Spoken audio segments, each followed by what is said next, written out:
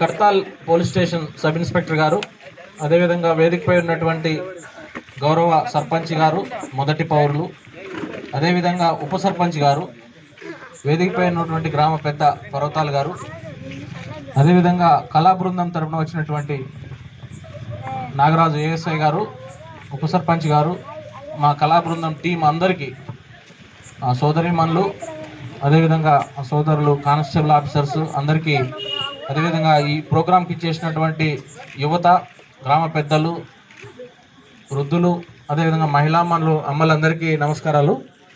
మీకు కర్తాల్ మండల్లో ఒక విలేజ్ సెలెక్ట్ చేయాలన్నప్పుడు ఎస్ఐ గారు ముద్విల్లో ప్రోగ్రాం పెడదాం సార్, అక్కడ సక్సెస్ అవుతుందని చెప్పారు. అందుకని ఫస్ట్ ముద్విని సెలెక్ట్ చేసుకోవడం జరిగింది. 30 గ్రామాలు ఉన్నప్పటికీ ముద్వినికి ప్రియారిటీ ఇవ్వడం జరిగింది. ఎందుకు సెలెక్ట్ చేస్తున్నామని అడిగిన నేను ముద్విని. అంటే ముద్విన్ అనేది ఒక చైతన్యవంతమైన ఊరు, యూత్ కూడా ఎక్కువ ఉంటారు, యాక్టివ్ ఉంటారు. మిగతా గ్రామాల కంటే కూడా ఆ గ్రామంలో చైతన్యం ఉన్నటువంటి విలేజ్. మనం ఏదైనా చెప్తే రెస్పాండ్ అవుతారు. సర్పంచ్ గారు కూడా ప్రోగ్రామ్ మంచి కండక్ట్ చేస్తారని చెప్పడం జరిగింది. దాంతో మేము ఇక్కడ ప్రోగ్రామ్ కండక్ట్ చేయడం జరిగింది. దానికి తగ్గట్టుగానే మీ నుంచి కూడా రెస్పాన్స్ వచ్చింది. చాలా చక్కగా ఈ ప్రోగ్రామ్ కంప్లీట్ కావడం జరిగింది. ఈ మెసేజ్ని ఇక్కడ వరకు కాదు, రేపు పొద్దున అన్ని పేపర్లో వస్తుంది. జిల్లా మొత్తం కూడా ముద్విన్లో ఈ ప్రోగ్రామ్ అయింది అనేది వస్తుంది. తర్వాత సిపి గారు, కమిషనర్ సార్, మీకు అందరూ తెలుసు, సజ్జనార్ సార్ ఆధ్వర్యంలో సార్ వరకు కూడా ఈ మెసేజ్ పోతుంది. ఇక్కడ ప్రోగ్రామ్ పెట్టారు ముద్విన్లో అని. అరే ముద్వినే ఇక్కడ అని చెప్పేసి వాళ్ళు కూడా ఆలోచిస్తారు. సో సార్ ఆధ్వర్యంలో, అదేవిధంగా మాణిక్రాజ్ సారు, అడిషనల్ డీసీపీ గారు ఈ టీం తయారు చేయటం, తర్వాత లక్ష్మీనారాయణ సారు, ఏఆర్ డిఎస్పీ గారు, మా డీసీపీ సారు, ఏసీపీ గారు, మా ఆధ్వర్యంలో ఈ ప్రోగ్రాం కండక్ట్ చేసినాం. ముఖ్యంగా ఈ నెల రోజులు ఏంటంటే రోడ్ యాక్సిడెంట్స్ యొక్క ఈ మంత్ మొత్తం రోడ్ యాక్సిడెంట్స్. మీకు రోడ్ యాక్సిడెంట్స్ గురించి ఇంతకుముందు ఎస్ఐ గారు చెప్పారు. మీకు అందరు తెలుసు, ఇప్పుడు బండి మనం ₹1,00,000 పెట్టి బండి కొనుక్కుంటాం. ఇంతకుముందు బండి ఎవరెవరి దగ్గర ఉందంటే చాలా మంది చేతులు లేపారు, 100 మంది దాకా లేపారు. 200 మంది ఉంటే 100 చేతులు వేసినాయి, అంటే 100 బైకులు ఉన్నాయి. బట్ ఎంతమందికి హెల్మెట్ ఉందంటే 50 చేతులు వేసినాయి, అంటే 50 మందికి హెల్మెట్ లేదు. సో మనం ₹1,00,000 పెట్టి బండి కొనుక్కుంటాం, కానీ తలకి మన ప్రాణం బండి కంటే బండి ఇంపార్టెంటా మనిషి ఇంపార్టెంటా? మనిషి ఇంపార్టెంట్. కానీ మనిషికి హెల్మెట్ మాత్రం కొనం. సెల్ ఫోన్ ఉంది, 30,000 పెట్టి సెల్ ఫోన్ కొంటాము, దానికి తగ్గట్టు మళ్ళీ దానికి పౌచ్ కొంటాం. ఒక 500 పెట్టి దానికి వెనక కింద పెడితే పగలకుండా ఏమేస్తాం, ముందు సైడ్ ఏమో గ్లాస్ వేస్తాం, గొర్రెల గ్లాస్, బ్యాక్ సైడ్ ఏమో పౌచ్ పెడతాం, గార్డ్ పెడతాం, కింద పెడితే పగలకుండా. బట్ తలకాయకి ఏం కాదులే, ఏమవుతుందండి. కానీ అట్లా కాదు. ఇప్పుడు మీరు ఎగ్జాంపుల్ ఈరోజు చూసారు, మన ఇబ్రహీంపట్నం నుంచి మల్లెపల్లి పోయే రోడ్లో యాక్సిడెంట్ అయింది, అందరూ టీవీలో చూస్తుంటారు.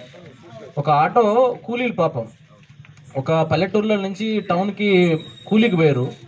కూలీకి పోయి రిటర్న్ వస్తుంటే సాయంత్రం పూట పాపం ఆ ఆటోని లారీ హైవే మీద డాష్ ఇచ్చింది. దాదాపు 9 మంది చనిపోయారు. 9 మంది చనిపోయారు. ఆన్ ద స్పాట్ 6 చనిపోయారు, 3 హాస్పిటల్లో చనిపోయారు. అంటే ఆటో డ్రైవర్ చేసిన తప్పేం లేదు అక్కడ. బట్ తప్పెవరిది? లారీ డ్రైవర్ గారు తాగిండాడు, తాగి వచ్చిండు, కొట్టేశాడు. అంటే ఇప్పుడు చూడండి, అందుకే అన్నారు లారీ డ్రైవర్ ఇప్పుడు తాగి ఎవడు నడిపినా కానీ వాడు టెర్రరిస్ట్తో సమానం అని అన్నారు. ఎందుకంటే వాడు ఒకవేళ చచ్చినా చేస్తాడు, వాడు చావతంతో పాటుగా వేరే వాళ్ళని కూడా చంపుతాడు. అంటే అమాయకులు రోడ్డు ఎమ్మటి పోయేళ్ళని కూడా చంపుతాడు. మన రూట్లో మనం పోతుంటే కూడా ఏం కాదులే, నా రూట్లో నేను పోతున్నా అని అనుకుంటే కూడా అది కాదు, వేరే వాడు కూడా కరెక్ట్గా ఉండాలి, లేకపోతే మనకు కూడా నష్టం. సో అందుకనే తాగి డ్రంక్ అండ్ డ్రైవ్ చేసేది ఎందుకంటే స్ట్రిక్ట్గా, ఇప్పుడు ఎస్ఐ గారు టోల్ గేట్ దగ్గర పెట్టిండు, మీరు ఎవరైనా తాగిపోయి బండి దొరికిందంటే మాత్రం అంతే, సీజేగా బండి, లైసెన్స్ కూడా క్యాన్సిల్ అవుతుంది. సో ఆ బండి ఇచ్చింది ఎవరో వేరే వాళ్ళు కూడా యాక్షన్ తీసుకుంటారు. కాబట్టి బండి డ్రింక్ చేసి బండి నడిపియొద్దు. అది మీకేమన్నా సరదాగా ఉంటే ఇంటి దగ్గర చేసుకో, ఏమన్నా అవునా కదా, అది రోడ్డు మీద చేయొద్దు. చేసినప్పుడు వేరే వాళ్ళకు కూడా ఇబ్బంది అవుతుంది, అది గమనించండి. అదేవిధంగా ఇంతకుముందు మంచి స్క్రిప్ట్ చేశారు, జబర్దస్త్ చూస్తారు కదా అందరు ఈటీవీలో. సో జబర్దస్త్ తరహాలో మనకి ఇక్కడ ఒక జబర్దస్త్ని తలపించారు, మంచి ప్రోగ్రామ్ చేశారు. మనం తండ్రి కష్టపడి అక్కడక్కడ అప్పులు తీసుకొచ్చి 30,000 40,000 తీసుకొచ్చి కొడుకు ఇస్తే కొడుకు ఏం చేసిండు, దొంగతనాలు వాటికి అలవాటు పడ్డాడు. సో మనం కూడా చాలా మంది అవన్నీ చేసేది వాళ్ళు కథ కాదు, అది మనం చేసే ప్రాక్టికల్ దాన్ని బట్టే వాళ్ళు అట్లా తయారు చేశారు. చాలా మంది హైదరాబాద్లో కోచింగ్ తీసుకుంటాం, కాలేజ్ ఫీజులు అన్ని డబ్బులు తీసుకుపోవాలి తండ్రి దగ్గర, వాటిని ఎంజాయ్ చేయాలి, అయిపోయాలి డబ్బులు, మళ్ళీ ఒక 10 రోజులు వెనక రావాలి, మళ్ళీ డబ్బులు. సో ఇట్లా అప్పులు చేసుకుంటూ పోతే ఉన్న ఎకరం 2 ఎకరాలు కూడా అమ్మేసుకోవాల్సి వస్తుంది. నేను ఇంతకుముందు చేవెళ్ళ సీఏగా చేసినప్పుడు ఇట్లనే వాళ్ళు ఇంజనీరింగ్ చదువుతుండు, మా పిల్లగాడు హైదరాబాద్ మంచి కాలేజీలో చదువుతుండు అని చెప్పేసి చదివిస్తున్నారు లక్షలు పెట్టి. కానీ వాడు వచ్చి ఏం చేసిందంటే ఇంజనీరింగ్ స్టూడెంట్స్ ఒక 3-4 కలిసి ఇంకొక వేరే ఫారినర్ జోర్డాన్ దేశస్తుడితో కలిసి ఆ చేవెళ్ళ ఏరియాలో గంజాయి పండిస్తుండ్రు ఒక దగ్గర. గంజాయికి అలవాటు పడి కారులో రావటం, ఆ గంజాయి తీసుకొని రిటర్న్ పోతుంటే మాకు దొరికారు. అట్లా చాలాసార్లు వచ్చిపోయారు వాళ్ళు. వచ్చి తర్వాత లాస్ట్లో దొరికిరు, కేసు అయింది, సీజ్ చేసినాం, పాస్పోర్ట్ సీజ్ చేసినాం. తర్వాత వాళ్ళ మీద కేసు అయింది. వాళ్ళ తల్లిదండ్రులకి ఇన్ఫార్మ్ చేస్తే ఇట్లనే సేమ్ ఇంతకుముందు జరిగినట్టే. వాళ్ళు ఆశ్చర్యపోయారు, అసలు మావాడు అసలు గంజాయికి అలవాటు పడ్డా ఇంజనీరింగ్ చదువుతున్నాడు మళ్ళీ. సో అంటే మనం హైదరాబాద్ చదువుతుండో అని అనుకుంటాం మనం మంచిగా, కానీ అక్కడ జరిగేదంతా మనం గమనించాలి. అందుకే ఈవెన్ అమ్మాయిలు కూడా చాలా కేసులు వస్తున్నాయి. కర్తాల్లో, అమన్గల్లో, తలకొండపల్లిలో మా పరిధిలో 3 మండలాలు ఉంటాయి. 3 మండలం 2-3 రోజులకు ఒకసారి అమ్మాయి వెళ్ళిపోతుంది, ఎవడోడు తీసుకొని పోతున్నాడు. మనం ఇప్పుడు సెల్ ఫోన్స్ సంస్కృతి, తర్వాత టీవీలు ఇవన్నీ వచ్చిన తర్వాత పాతకాలంలో ఇంతకుముందు చెప్పినట్లు పల్లె కన్నీరు పెడుతుంది కనిపించని కుట్రల, అది నాకు ఇష్టమైన పాట. అందుకే అప్పటికప్పుడు చెప్పని ప్రిపేర్ అయి పాడండి. వెరీ గుడ్, బాగా పాడండి. ఎందుకంటే మనం కూడా అందరం పల్లెటూరు నుంచి వచ్చిన వాళ్ళని, రైతు కుటుంబం నుంచి. సో అందులో చాలా మీనింగ్ ఉంది, మీరు విన్నరో లేదో. ఒక సాలెల మగ్గం కుమ్మరి వాగులో దుమ్ము రేగింది. అంటే పాతకాలంలో మీ పెద్ద మనుషులు ఉన్నారు కదా ఇక్కడ, కుమ్మరి వాళ్ళు కుండలు ఇక్కడనే తయారు చేసి ఇక్కడ అమ్మేవాళ్ళు. ఊళ్ళలో కుమ్మరోళ్ళు ఉన్నారంటే, సాలల్లో ఉన్నారంటే మగ్గం వేసి అక్కడనే తయారు చేసేవాళ్ళు.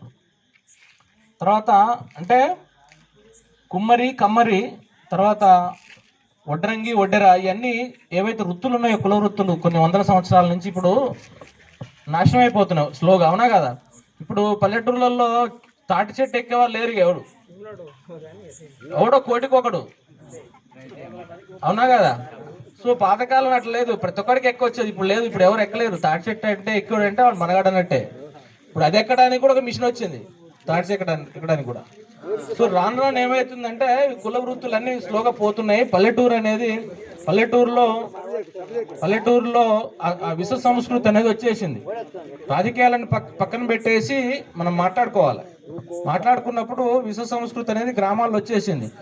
సో వచ్చేసి యువత అంతా సెల్ ఫోన్లు, ఎంతసేపటి పాటు సెల్ ఫోన్లోనే. ఇంకా సెల్ ఫోన్ బుక్ చదవటం మర్చిపోయారు. పుస్తకం కంటే కూడా దేని మీద ఎక్కువ కేటాయిస్తున్నాం, సెల్ ఫోన్ మీద ఎక్కువ కేటాయిస్తున్నాం. సెల్ ఫోన్ కంటే కూడా పుస్తకాలు చదవండి. పుస్తకాలు చదివితే అది విజ్ఞానాన్ని పెంచుతుంది, తల ఎత్తుకొని ఇస్తుంది. సెల్ ఫోన్ చూస్తే సెల్ ఫోన్ తల దించుకోవాల్సి వస్తుంది, మెడనారాలన్నీ పట్టుకుపోతాయి. యూత్ అంతా కొత్తగా ప్రాబ్లమ్స్ అందరికి ఏమొస్తున్నాయి అంటే ఈ మధ్య చూస్తున్నాం 30 years 40 yearsలోనే బ్రెయిన్ స్ట్రోక్ వచ్చి చనిపోతున్నారు. చాలా కేసులు అబ్జర్వ్ చేసినాం. ఎందుకు చనిపోతున్నారు అంటే సెల్ ఫోన్స్ వల్ల ఏంటంటే కళ్ళు, ఐస్కి, తర్వాత మెదడులో ఉన్న నరాలకి ఎఫెక్ట్ చేస్తుంది. వాట్సాప్ కానీ, ఫేస్బుక్, ట్విట్టర్, ఏదైనా సాంగ్స్, యూట్యూబ్ కానీ ఇవన్నీ కంటిన్యూగా మనం చూసినప్పుడు ఏంటంటే గంటల కొద్దీ అది బ్రెయిన్ మీద ఎఫెక్ట్ పడి బ్రెయిన్ స్ట్రోక్ వచ్చి చనిపోతుంది. అంటే మెదడులో ఉన్నటువంటి నరాలు ఏమవుతాయంటే రక్తం అనేది చిట్లిపోయి అక్కడ స్ట్రక్ అవుతుంది అన్నట్టు, గడ్డగడుతుంది. సో అట్లా చనిపోయే కేసులు చాలా ఉన్నాయి యువత. అందుకని దాన్ని దృష్టిలో పెట్టుకొని సెల్ ఫోన్ ఉపయోగాన్ని తగ్గించాలి. ఈవెన్ ఇంతకుముందు చెప్పినట్టు అమ్మాయిలకు కూడా సెల్ ఫోన్ ఎంతవరకు క్లాసు వరకే వాడాలి మీరు గమనించాలి. తల్లిదండ్రులు, తల్లి కానీ తండ్రి కానీ గమనించి మనం మంచిగా వాళ్ళని పాతకాలంలో ఉన్నట్లు ఆ సంప్రదాయాలు, సంస్కృతి వాళ్ళకి నేర్పాలి, డిసిప్లిన్ నేర్పాలి. నేర్పినప్పుడే వాళ్ళు కూడా మంచిగా తయారవుతారు. సో అదేవిధంగా మీ గ్రామంలో ఏదన్నా ఇల్లీగల్ యాక్టివిటీస్ ఉన్నా కానీ, పేకాట కానీ, ఇంకేదన్నా కానీ, తర్వాత నేను అనుకుంటున్నా ఈ ఇసుక అక్రమ రవాణా కూడా నేను ఆగిపోయిందని అనుకుంటున్నా. నాకు మీ గ్రామం నుంచి నేను వచ్చిన కొత్తలో రోజు ఒక ఫోన్ వస్తుండే సార్, నైట్ 9-10 వస్తుండే, సార్ ఇక్కడ ఇసుక ట్రాక్టర్ ఉంది సార్ ఇక్కడ. ఎక్కడ ముద్దినని నాకు తెలియదు. ఎస్ఐ గారికి చెప్పి పంపిస్తే వరుసగా రావిచేడు ఒకటి, ముద్దిన ఒకటి 2-3 సార్లు పట్టుకున్నాం. దాంతో బంద్ అయిపోయినాయని నేను అనుకుంటున్నా. మరి మళ్ళీ ఏదైనా ఉంటే కూడా నాకు డైరెక్ట్ కాల్ చేయండి, మేము పట్టుకోకపోతే అప్పుడు చెప్పండి. ఇంతకుముందు 2-3 ట్రాక్టర్లు, తర్వాత జేసీబీలు అన్ని కూడా సీజ్ చేసినాం. రావిచేడు ఒకటి, ముద్దిన ఒకటి. మా దగ్గర అమన్గాల్నే సెట్టిపల్లి ఒకటి ఉంటుంది. సో అదే కాదు, పేకాట కానీ, ఇంకా గంజాయి కానీ, ఇంకేదైనా ఇల్లీగల్ యాక్టివిటీస్ ఉన్నా కానీ, అమ్మాయిలు సతాయిస్తున్నా కానీ, మీరు షీటింగే చెప్పాలని లేదు, మాకు కూడా చెప్పండి. షీటింగ్ చెప్తే ఇంకా మంచిది. మాకు దగ్గర ఉంటాం కాబట్టి మాకు కూడా ఇన్ఫర్మేషన్ ఇవ్వండి. మేము ఎవరు ఫోన్ చేసిననేది ఏం చెప్పాం, అది గుర్తుపెట్టుకోండి. ఎవరైనా ఫోన్ చేస్తే కూడా కాన్ఫిడెన్షియల్ అది. మళ్ళీ పలానా ఆయన చెప్పిండని మళ్ళీ అవతల నువ్వు చెప్పరు, అది ఎక్కడ చెప్పింది అక్కడనే. సో కాబట్టి మీరు ధైర్యంగా ఎప్పుడైనా ఫోన్ చేయొచ్చు. లీడర్లే కాదు, మీరు కూడా చేయొచ్చు. లీడరే చేయాలి మాకు అనేది లేదు, ప్రతి ఒక్క పౌరుడు ఎవరైనా మీరు చేయొచ్చు, మీరు రెస్పాండ్ అవుతాం. కాబట్టి ఇంత మంచి ప్రోగ్రామ్ పెట్టిర్రు. సేమ్ టైం నిజం ఉంటేనే చెప్పాలి. నేను చేవెళ్ళ చేసేటప్పుడు ఒకసారి, చేవెళ్ళ కాదు వికారాబాద్ సీఏ చేసేటప్పుడు ఒక